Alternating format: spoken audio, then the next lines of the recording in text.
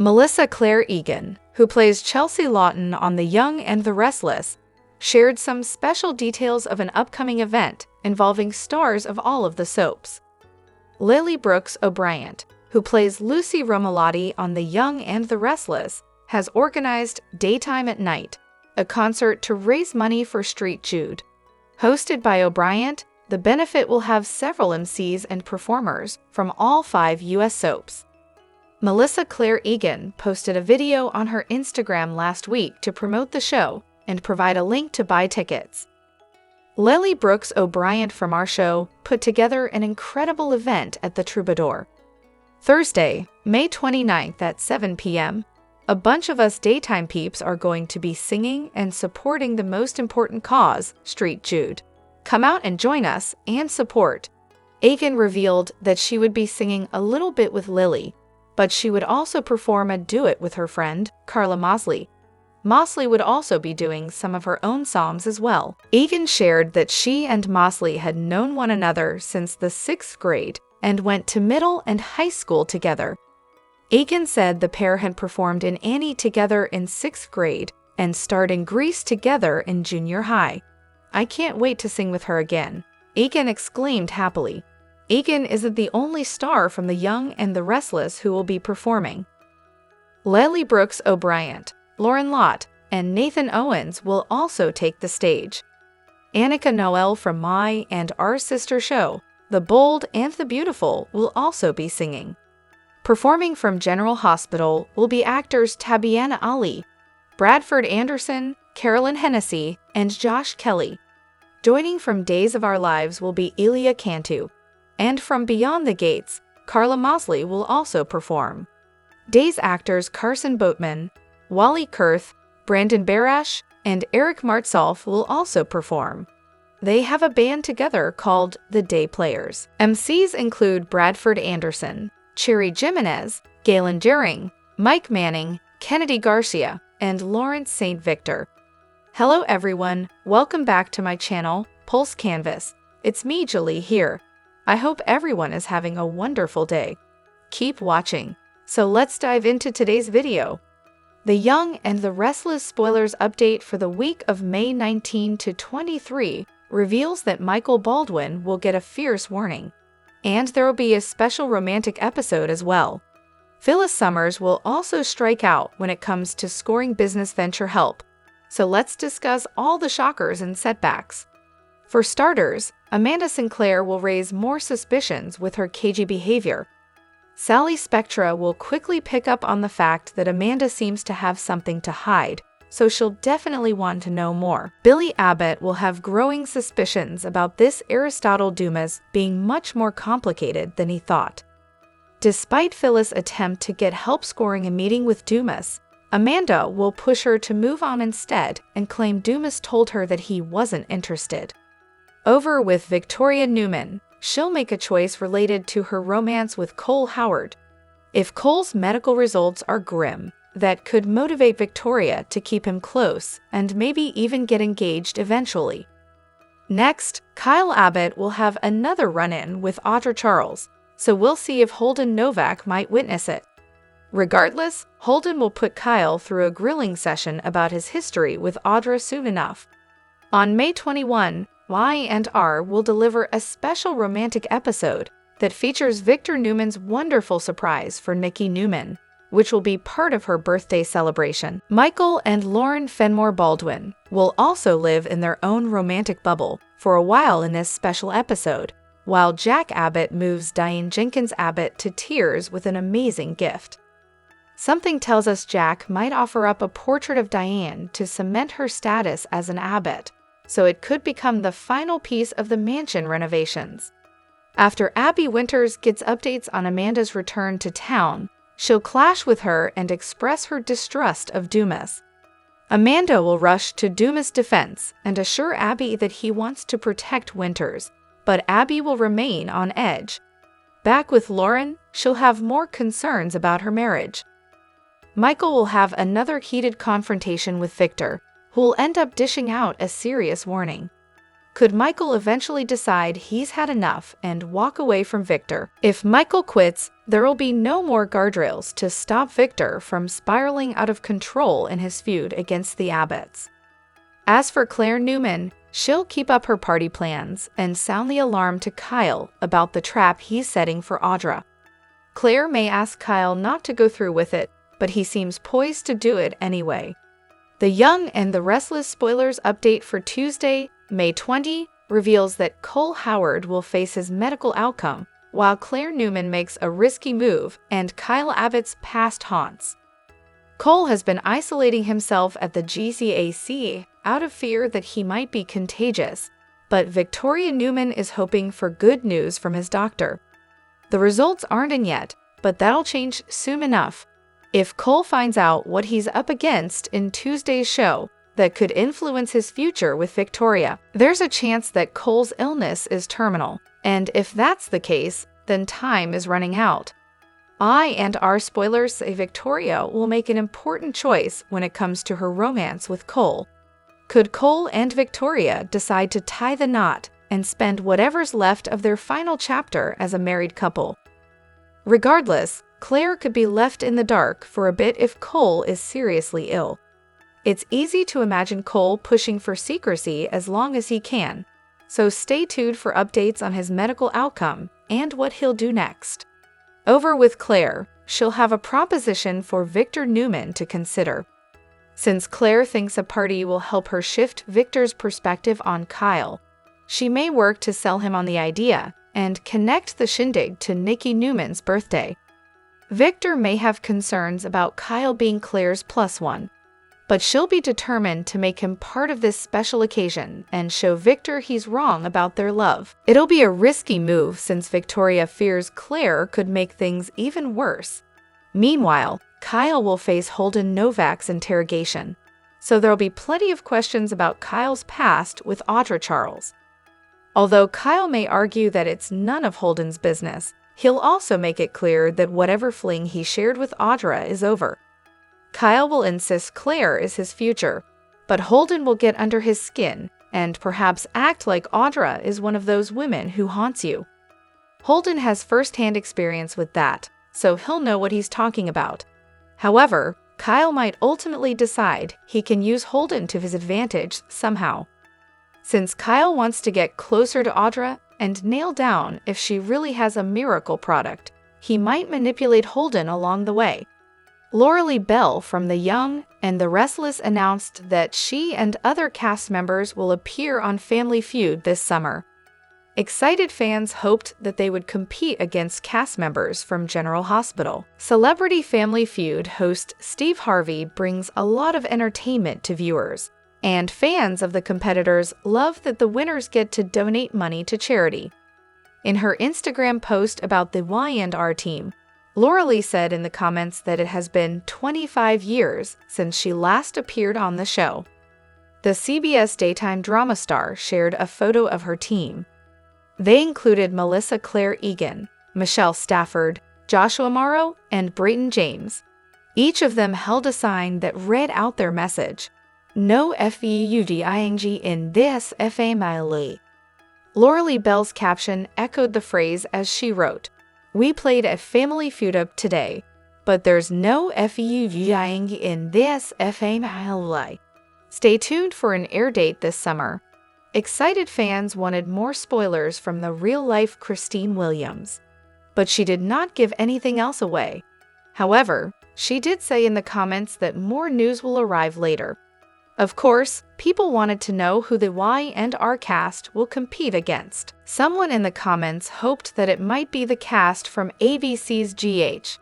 Meanwhile, some fans hoped they would play against The Bold and The Beautiful.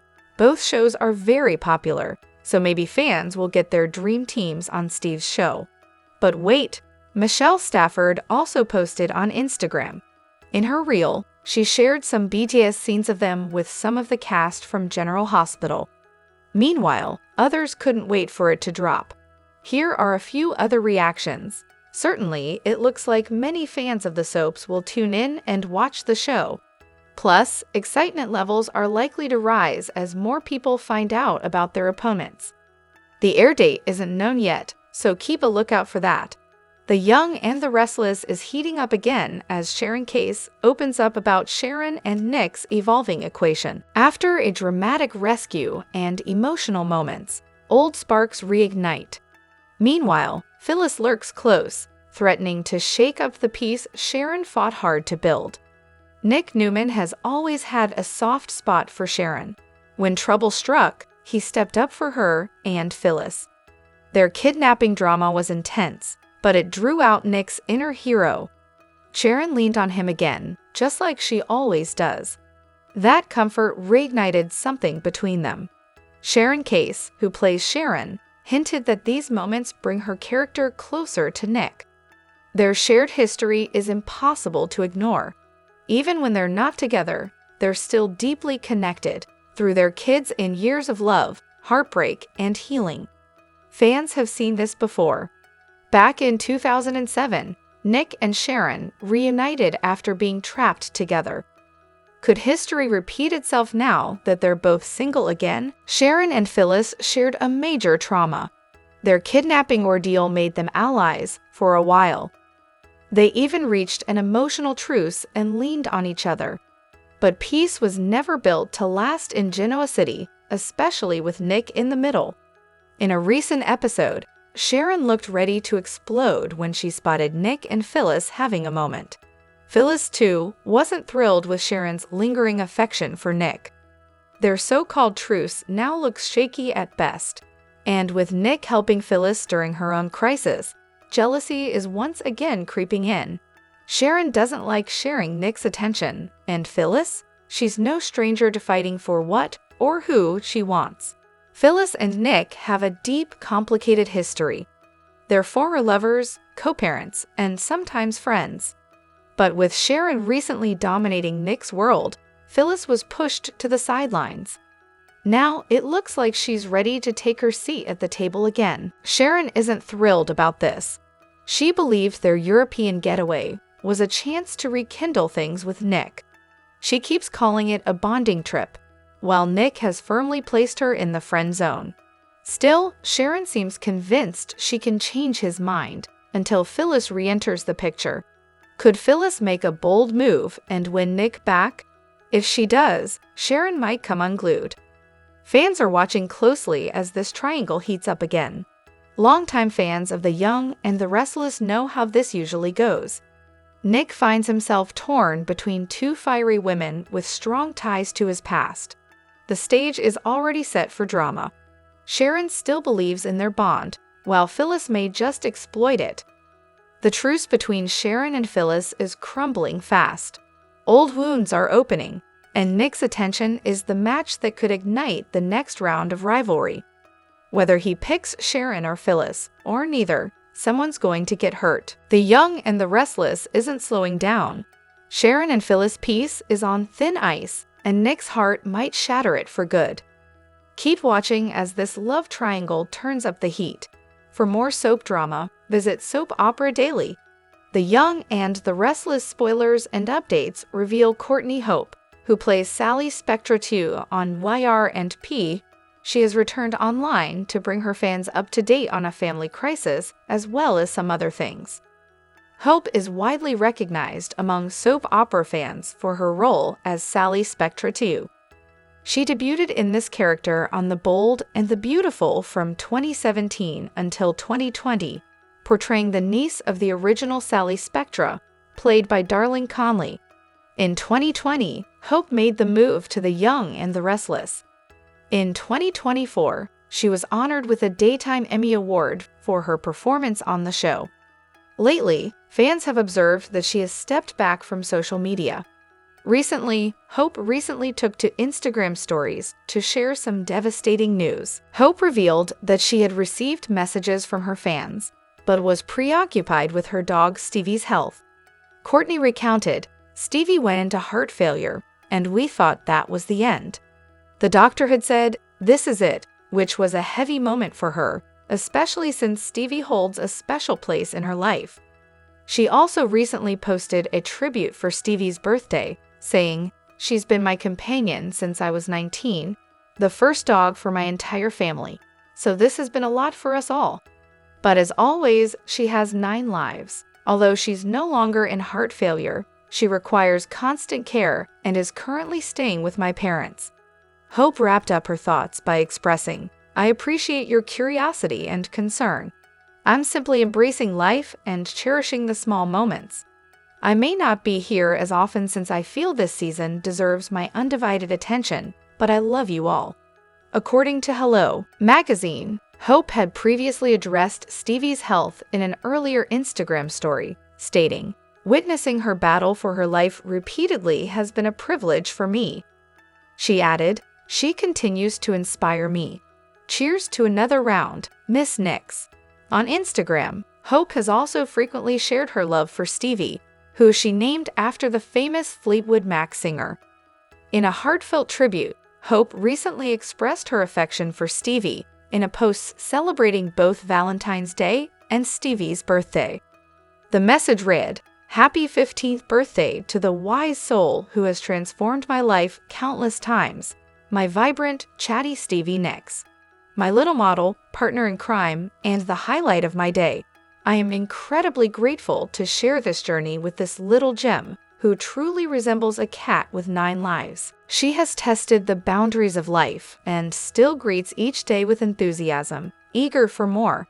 I have been blessed with the most precious gift in her presence, and I will always be thankful, forever my Valentine. Be sure to catch up on everything happening with Y and R right now.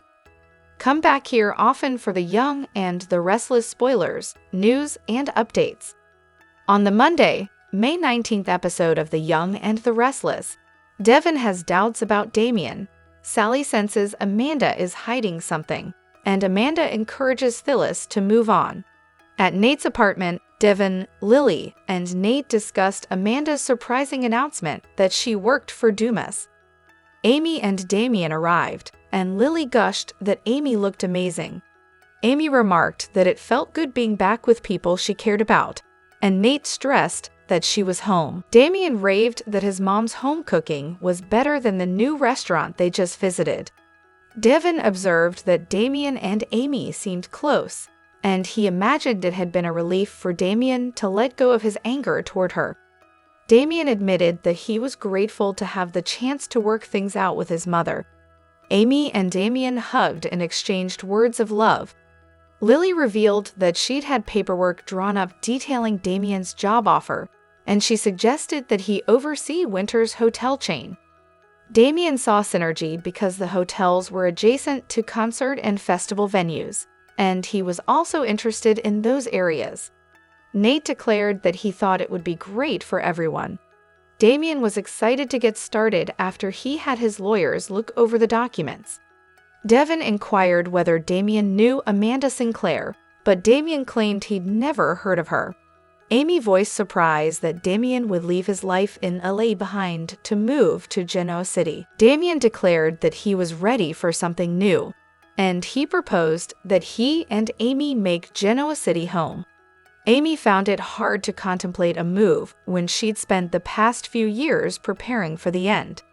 She admitted that she considered the possibility of reuniting with Damien, if only for a fond goodbye.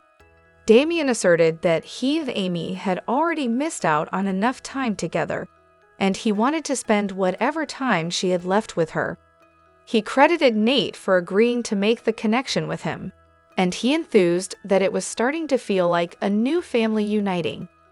Damien offered to look for a place with room for both him and Amy. Off to the side, Lily noticed Devin had been very quiet. Devin questioned whether there might be a connection between Amanda and Damien. Lily appealed to Devin to let Amy enjoy her excitement over having her son invite her to move in with him. Devin claimed he was just being cautious about Damien, since it seemed to be more than a coincidence that Amanda had resurfaced at the same time Damien had suddenly embraced Amy. Lily said she'd gotten to know Damien better, and she trusted him. Devin hoped she was right, and he prepared to leave. Devin wished everyone goodbye and welcomed Damien to Winters with a handshake. Nate privately asked Lily if everything was all right, and she replied that things were great. He looked unconvinced. Amy requested that Nate fix a shade in her room so she could take a nap. Once alone, Damien asked Lily if Devin was really on board with the idea of Damien working at Winters. Lily promised her brother would eventually accept it, and Damien inquired whether she trusted him. She replied that she was getting there, and irritated Damien wondered what more he had to do to prove himself. Lily claimed she'd been joking, and she assured him that she trusted him, and that she'd welcome him with open arms once his attorney looked over the paperwork. Damien remarked that it was starting to feel like a beginning as Nate listened from the stairs. At Society, Amanda questioned why Phyllis had been trying to get in touch with Aristotle Dumis. Phyllis asked where Amanda had heard that, and Amanda revealed that she was the man's legal counsel. A stunned Phyllis recounted that Dumis had been poking into people's business in Genoa City. Amanda wondered what Phyllis was after by poking into his. "My entire future," Phyllis replied. Phyllis referred to the horrible year she'd had, and she thanked Amanda for the conversations that had gotten her through some rough nights. Phyllis continued that she'd quit working with Billy to create a new company with Daniel, but she needed someone with deep pockets who respected her vision. Phyllis chirped that Amanda just happened to work with the man who could help her. Amanda flatly stated that it wouldn't happen. Phyllis argued that Dumis hadn't even met her, and she pleaded with Amanda to get her in the door for a moment of his time. Amanda explained that Phyllis' messages had already gotten through to Dumis, and she'd sang her friend's praises, but he wasn't interested in starting a new business because he had other priorities. Amanda tried to convince Phyllis to let it go. Phyllis jokingly asked if Amanda knew her, and Amanda agreed to listen to her business ideas. Phyllis rambled about having many little projects, and Amanda realized Phyllis had no idea what kind of business she wanted to create. Phyllis proclaimed that she was overflowing with ideas, including the plans she'd had to launch a new media company. Amanda informed her that Dumis already thought there were too many media companies out there, so it wasn't an area he was interested in. Phyllis revealed that she knew Dumis had reached out to Billy because of Chancellor, not Abbott Communications. Amanda refused to discuss Dumis or Chancellor any further. Phyllis squealed that it would be poetic justice if Victor and Nikki lost Chancellor after the sneaky way they'd acquired it, and she volunteered to provide Dumis with inside information that could help. Amanda reiterated that Dumis wasn't interested in meeting Phyllis, and she encouraged Phyllis to find another investor. Later, over the phone, Phyllis called Summer, but covered her disappointment when she learned Summer was about to have drinks with her new hire. After hanging up, Phyllis contemplated calling Daniel before dictating a message to Nick, thanking him for what he'd said that day, and letting him know she might take him up on his offer to talk. Billy and Sally entered the athletic club, and she marveled at how much she'd enjoyed working during their walk in the park. He was distracted by something on his phone, and she complained that he wasn't listening. She mentioned a few ideas she had about themes for Abbott Communications' launch party, and she asked which one he liked most. He urged her to choose whichever one she liked best. Sally demanded to know what was wrong.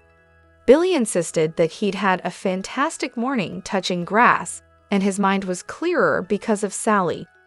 She guessed that what Nick had said in the park about Phyllis bothered Billy. Sally noted that all the Newmans seemed to get under Billy's skin, and she thought she was seeing what it looked like when he obsessed over something. Sally surmised that Billy felt guilty for firing Phyllis. Billy denied that he was second-guessing his decision to let Phyllis go. Billy explained that his future was with Sally, and he wasn't putting in his 2 cents because she didn't need help to knock it out of the park. Sally pointed out that Billy had told Phyllis it was just a leave of absence, and he claimed that he'd only been trying to soften the blow. Sally reminded him that she'd blown up a career, she loved to work with him, and she hoped it hadn't been for nothing. Billy assured her that there was no scenario where he'd consider replacing her with Phyllis or anyone else. Sally turned the topic to the launch party theme, and Billy said he loved her old Hollywood idea. Sally envisioned doing something exciting and contemporary, while also making people feel comfortable. She proposed that they separate themselves from new media by being cutting edge with a little retro, taking people back to a simpler time before there were millions of platforms vying for their attention. Sally pictured a room full of men and women in 1950s attire, representing an age where decency and elegance could prevail in media again. Billy called her an inspiration, and he cooed that he didn't feel like eating anymore. He suggested that they go up to her suite and not talk anymore. They headed upstairs together. Later, Billy and Sally returned downstairs and ran into Amanda in the foyer. Amanda greeted Billy and dryly recognized Sally as the woman who'd teamed up with Tara to drive Phyllis' daughter out of town. Sally swore she wasn't the same person anymore. Billy shared that Summer had since hired Sally, so clearly everyone had gotten over it. Amanda muttered that she'd forgotten how quickly people forgave in that town. Billy asked if his mother had sent her. Amanda confirmed that she was in town for a meeting with Devin, Lily, and Nate as Dumis' legal counsel. Billy asked if Jill had kicked Amanda to the curb too. Amanda explained that she and Jill had parted on good terms upon Jill's retirement. Amanda recognized that Jill selling Chancellor to Victor was a sore spot, and she was sorry. Billy questioned whether Amanda had had anything to do with his mother's decision. Amanda swore that she'd urged Jill to reconsider and give Billy another chance, and it had been an agonizing decision for Jill. Sally barked that Jill's choice had been cruel and selfish. Amanda contended that there were two sides of the story, and Jill was in pain over the disintegration of her relationship with Billy. Billy snapped that his mother was the one who'd torched it, and he didn't think he'd ever get over it. Amanda sympathized, but she warned that the only thing to regret with family was wasted time. She implored him to reach out and make peace before it was too late. Billy changed the subject to what business Winters had with Dumis, but Amanda declined to discuss it. Billy questioned whether it had to do with him, since Dumis' office had been stringing him along about setting up a meeting. Amanda said she didn't know what Dumis had in mind for Billy, so Billy would have to ask him. Billy requested her help with that, and she volunteered to see what she could do. After Amanda walked away, Sally grumbled that she didn't care for Amanda. Billy conceded that Amanda was very direct, but Sally observed that Amanda was more indirect when she was hiding something. Billy agreed that the situation was getting very suspicious.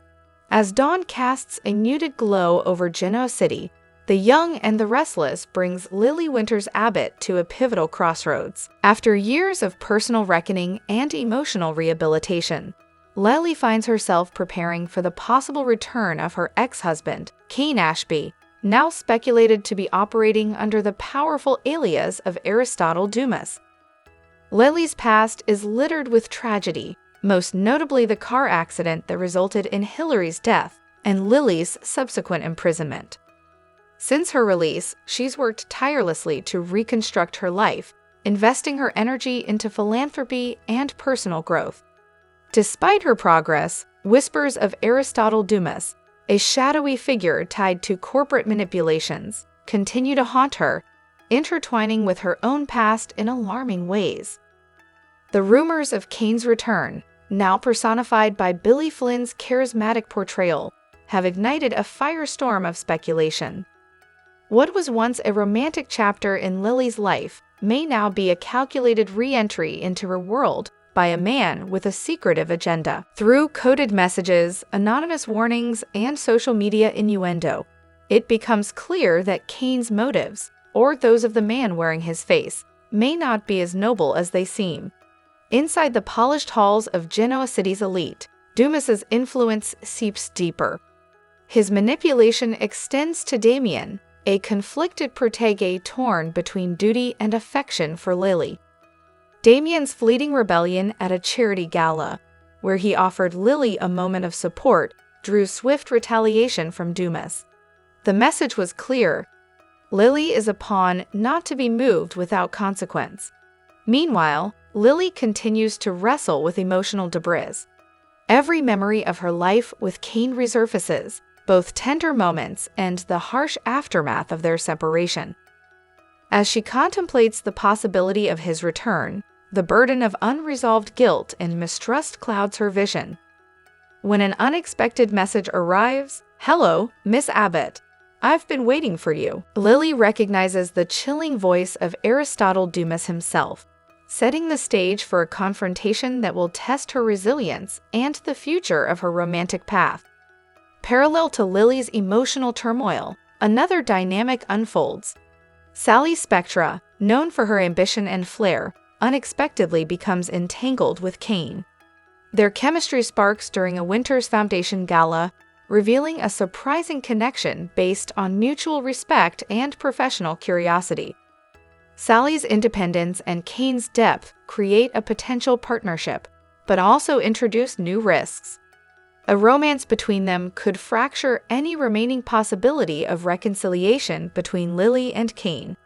As speculation intensifies, Amanda Sinclair re-emerges, suggesting that Aristotle Dumis has intimate knowledge of Lily and Neil Winters that only a close insider could possess. This fuels the explosive theory: Cain Ashby and Aristotle Dumis may be one and the same. If true, Lily must now face not only the resurrection of a former love, but the realization that the architect of her recent unrest may be someone she once trusted implicitly.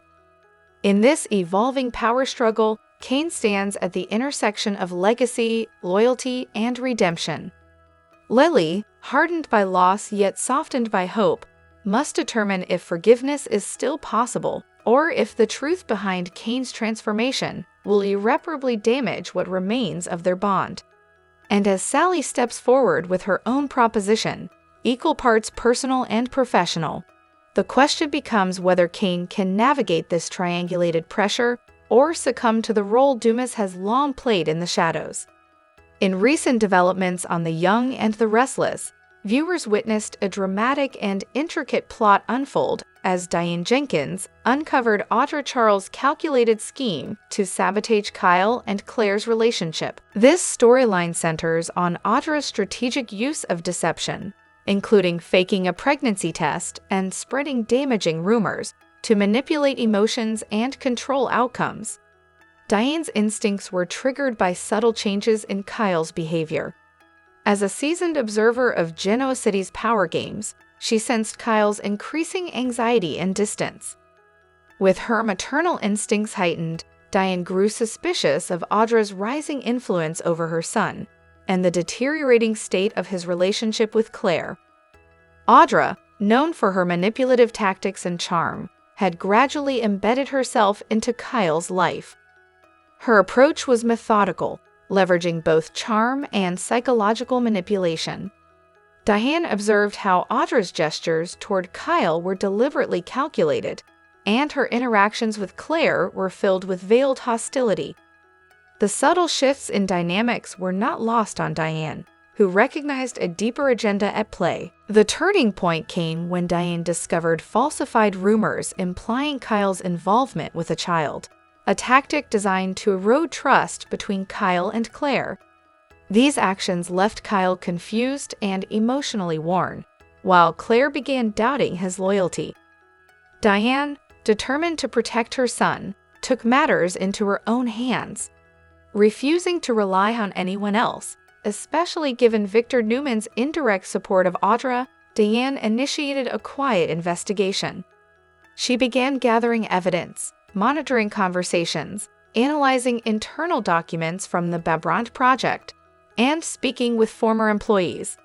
Her efforts revealed a trail of forged documentation, fake emails, and planted rumors, all orchestrated by Audra to destabilize Kyle and Claire's bond. Understanding the gravity of the situation, Diane strategically arranged a confrontation. In a tense meeting at Abbott Tower, she presented clear, irrefutable evidence to Kyle, Claire, and Audra. The documents and recordings exposed Audra's full scheme. Stunned and unable to defend herself, Audra was left disgraced, while Claire, overwhelmed with emotion, realized the depth of her misjudgment. Kyle, moved by his mother's unwavering resolve, embraced Diane in gratitude. This moment underscored an essential theme. No matter how independent or powerful one becomes, maternal protection and intuition remain invaluable. In the aftermath, Diane reflected on the cost of inaction and the importance of vigilance. Her actions not only salvaged Kyle and Claire's relationship, but also reaffirmed the strength and resilience of familial love amid deceit and betrayal. For now, the Abbott family found a moment of peace, but as Genoa City's history shows, new challenges are always on the horizon. In a dramatic turn of events in The Young and the Restless, Diane Jenkins faces a life-altering diagnosis that sends shockwaves through Genoa City. What initially appeared as simple fatigue and stomach discomfort has now been confirmed as a much more serious condition. Diane has been diagnosed with cancer affecting both her liver and pancreas. For weeks, Diane dismissed her symptoms as the cost of balancing high-powered business meetings, philanthropic commitments, and family responsibilities. However, a routine medical checkup revealed alarming scans, with shadows indicating a possible malignancy. The news devastated Jack Abbott and his son Kyle, who were left reeling as they confronted the reality of her illness. Jack, traditionally stoic and composed, struggled visibly upon receiving the medical report. Kyle, equally shaken, immediately pivoted into action mode, determined to leave no stone unturned in seeking the best possible treatment for his mother. From private consultations with oncologists to investigating experimental treatments abroad, both men launched into a full-scale mission to fight Diane's cancer. Despite Jack's instinct to shield Diane from the gravity of the situation, he eventually realized that honesty was essential. In an emotionally charged hospital scene, Jack gently informed Diane of the findings, sparing her none of the truth but delivering it with compassion. Her reaction was a quiet acknowledgement, a mix of trust and quiet acceptance. The treatment plan was aggressive. High-dose chemotherapy, targeted radiation, and potential immunotherapy trials were all on the table. Jack and Kyle rallied financial resources, liquidating investments, and even negotiating discreet loans to ensure Diane would receive the best care available. Every dollar spent symbolized their unwavering hope and determination to see her recover. The physical and emotional toll quickly mounted. Jack's focus shifted from corporate boardrooms to early morning hospital visits. Kyle's personal life took a backseat as he scoured global medical networks, identifying promising clinical trials and alternative therapies in places like Zurich, Seoul, and Stanford. Each lead came with logistical challenges and bureaucratic delays, but also with renewed hope. Throughout her treatment, Diane demonstrated remarkable strength. Despite severe side effects, nausea, fatigue, and hair loss, she maintained her poise and dignity. Her resilience became a source of inspiration not just for her family, but for her medical team as well. Jack and Kyle remained constant figures by her side, reinforcing her courage and reminding her that she was not alone in the battle. As the medical crisis unfolded, it had a profound effect on personal relationships. Old rivalries, like the one between Phyllis Summers and Diane, took a backseat to compassion. Unexpected visitors arrived not with business agendas, but with genuine concern, signaling a temporary truce in Genoa City's otherwise competitive landscape. Behind closed doors, the Abbott men continued their nightly briefings, analyzing treatment results and exploring every medical frontier that could offer Diane another chance. They discussed everything from CAR T-cell therapies to immune checkpoint inhibitors, driven by the knowledge that time was a critical factor. Jack, haunted by the thought of losing Diane, anchored himself in hope, while Kyle found purpose in caretaking, rediscovering the meaning of family commitment. As the storyline progresses, Diane's future remains uncertain. The coming weeks and medical tests will determine whether she overcomes this harrowing diagnosis or whether her loved ones must prepare for a painful goodbye. Regardless of the outcome, Jack and Kyle's unwavering support stands as a testament to the power of familial bonds, resilience, and unconditional love. In a town often defined by power plays and betrayal, Diane's battle with cancer has reshaped priorities, strengthened relationships, and revealed the depth of loyalty that still exists in Genoa City. Whether this journey leads to recovery or heartbreak, one thing is clear: the Abbotts will fight until the very end for the woman they love. Sharon Case says fans need to be patient when it comes to a Sharon and Nick reunion. Sharon and Nick, aka Schick, are one of the young and the restless, famous super couples. The two have gone through many splits and reunions throughout the years. As for whether another reunion is in the works, Sharon Case discussed the ex's future. Sharon and Nick have been through many challenges as a couple. Although they're no longer together, they're still friends and remain connected because of their children. In recent months, Nick became Sharon's biggest supporter as she went through a series of traumatizing ordeals. He helped clear her name when Ian and Jordan framed her for Heather's murder, then helped rescue her when she was kidnapped twice. Now that life is back to normal, Sharon is thinking about her future. It's obvious she still loves Nick and has been getting cozy with him. In a new interview with Soap Opera Digest, Case opened up about Sharon and Nick's future. "Waiting to officially get back together is fun," the actress teased. "But in the meantime, they still have this relationship and always do. That relationship is always a part of them and a part of the show. So that's what's great." Although Nick balked at Sharon's question of getting back together, things could change. The exes recently took a trip to visit their son Noah. The vacation was bound to spark some old feelings that may resurface. Being with Sharon and Noah might have Nick thinking about the good times before everything went south.